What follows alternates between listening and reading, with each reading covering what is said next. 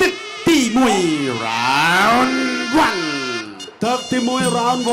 1ទូចឌីវីតឬក៏អិនសាដូខំបា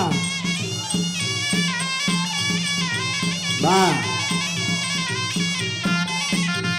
យ៉ាងម៉េចហើយកីឡាករទី2ធាក់ចេញមួយពីទូចឌីវីតឬក៏ច្រត់អីផ្សេងដរិចមួយបែកទឹកចាយម៉ាត់ម្ដាយដែលហានម៉ានហូបប្រកាន់ចូលឆ្វេងពីឌីវីតម៉ាត់ដល់ស្ដាំឆ្វេងស្ដាំតបកាប់ចានពីទូចឌីវីតម៉ាត់ម្ដាយ2ដៃ3ដៃពីទូចឌីវីតទៅលើអិនសាដូតបកាប់ចានមួយទៀតពីឌីវីតគាត់មកជើងម៉ាត់ម្ដាយពីអិនសាដូខំបាគីហើយបាក់ក្តាប់ដៃសជ័យ2ដៃ3ដៃពីទូចឌីវីត5ដៃ6ដៃទៅមកដល់ First one 2 បត់ជាធម្មតា 4 5 6 7 8បាទកណ្ដាប់ដៃម៉ាស៊ីនបែនបន្តការប្រកួត continue តើចូលគាត់ជើងក្រោម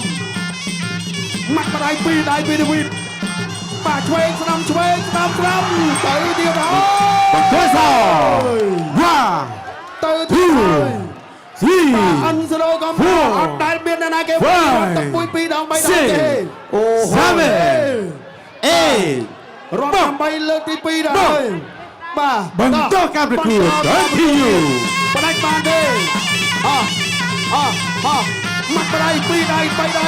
ពីឌីវីត4ដៃ5ដៃមិនអត់